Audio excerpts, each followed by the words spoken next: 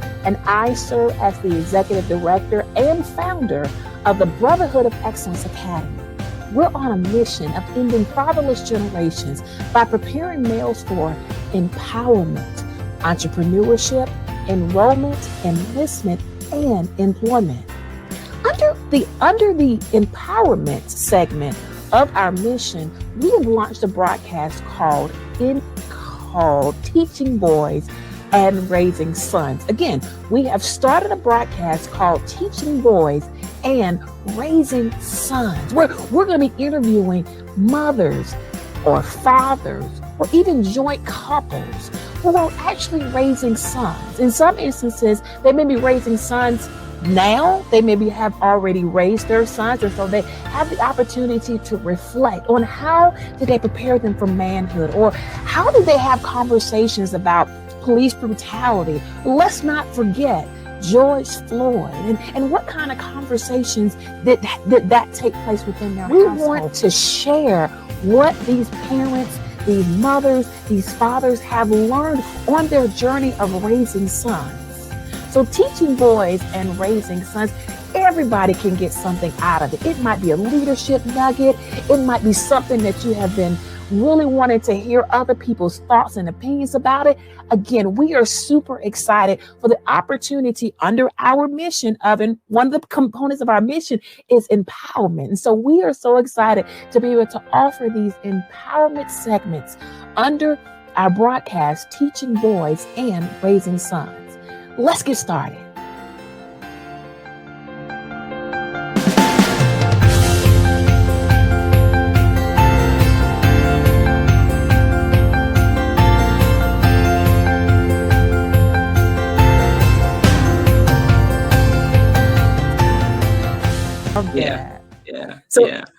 So let me ask this question. Mistakes do happen in life, and we all make mistakes. So when your boys do make mistakes, how do you go about coaching them in terms of whether it be consequences or life lessons? What does that look like in terms of your home? So, I think some things that come to mind are definitely the severity of the mistake. So that severity then leads to, a conversation with me and my husband in terms of what the consequence needs to be for their mistake. But what we always do from the jump start is get their take on what happened. That's really been the cornerstone of how we operate as parents. We want to know their side.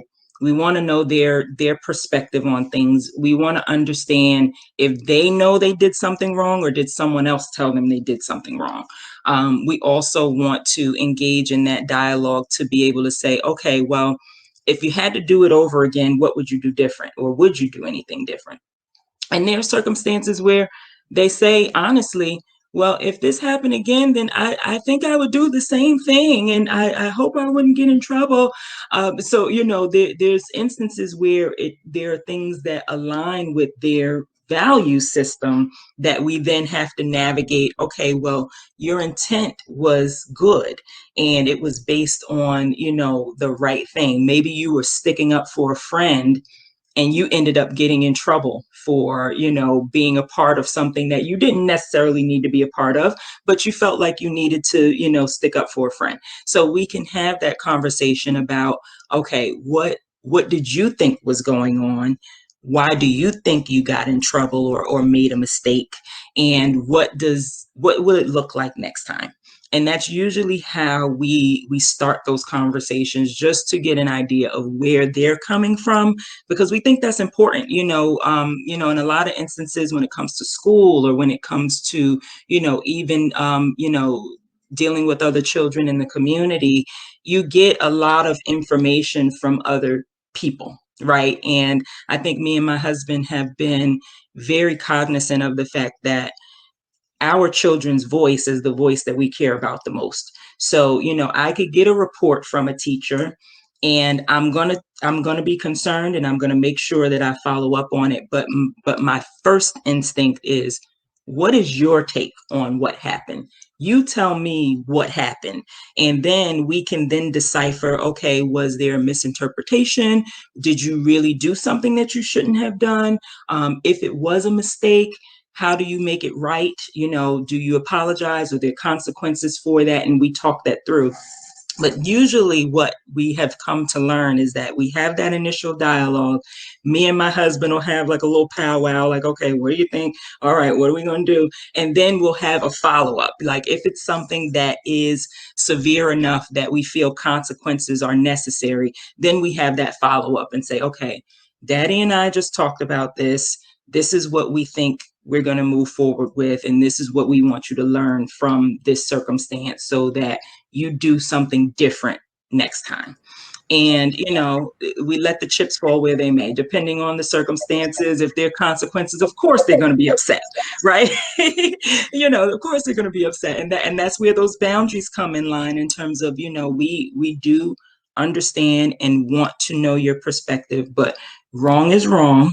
And if there's something that needs to be corrected, as your parents, we have to stand that line and hold that boundary for you because we care about you. And that's always something that we reiterate, even when, it's something that is not the greatest of circumstances. We always kind of have this thing like, we wouldn't do it if we didn't love you. And, Exactly. and they kind of have this like, okay.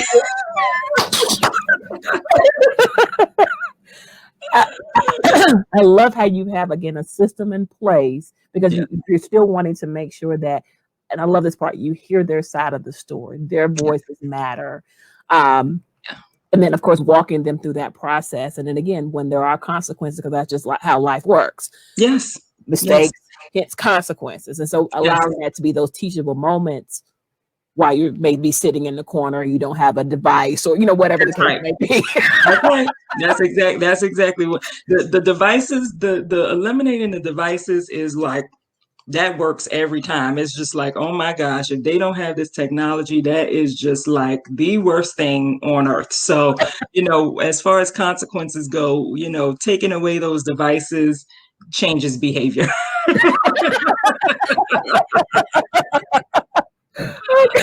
But I do also want to note that this has come through so much trial and error. And it's also come through a lot of learnings from our oldest son, right? So, he is 5 years older than my middle son. So we had 5 years of learning with him. We had his elementary experience, the first 5 years of, grade school. We understood and were able to learn how to navigate some of these challenges when it comes to those mistakes so that we can do better with the following two children. So in some respects, I feel like the younger two are also learning as my oldest son is, having these experiences because we are very open in our household. So if something is happening to one of the children, everybody in the house knows about it. It's not like a behind the closed door secret conversation and we're trying to figure out what's going on.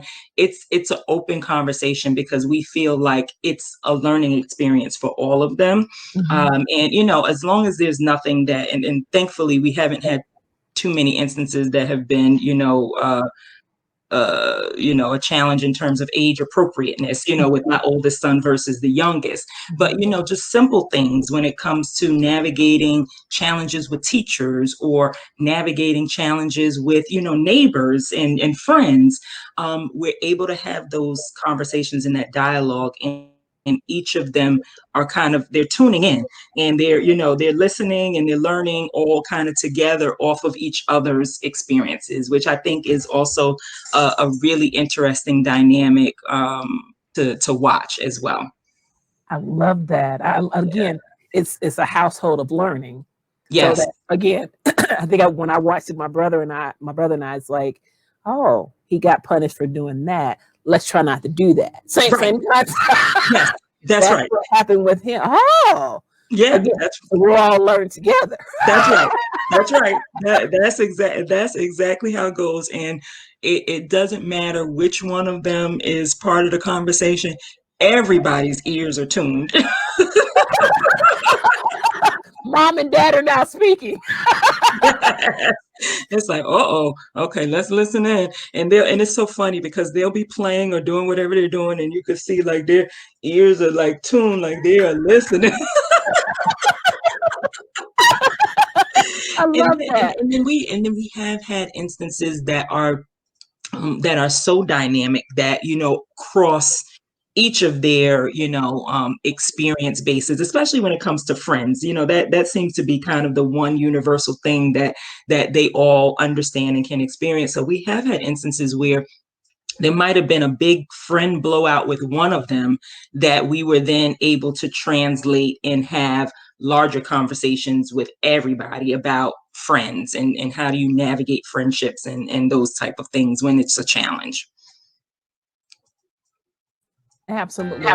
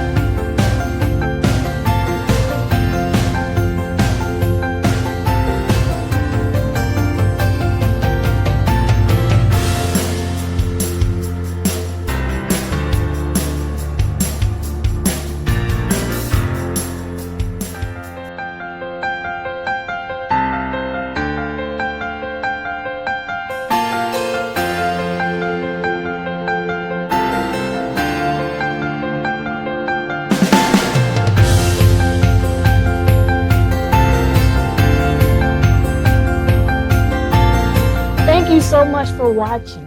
My name is Shamika Smith. I again serve as the Executive Director and founder of the Brotherhood of Excellence Academy. And again, thank you so much for taking this time to hear a tidbit, a word of wisdom, a leadership nugget from our broadcast, Teaching Boys and Raising Sons. If you want to know more about our organization, please take the opportunity to visit our website at www.brotherhoodofexcellenceacademy.org. Again, that's www.brotherhoodofexcellenceacademy.org. And also, if you're looking to donate to a 501c3 organization, please consider the Brotherhood of Excellence Academy. We are truly on a mission of ending fatherless generations by preparing males for empowerment, enrollment, entrepreneurship, enlistment, and employment. Join us on this journey. Thank you again so much for watching our broadcast. We'll see you next time.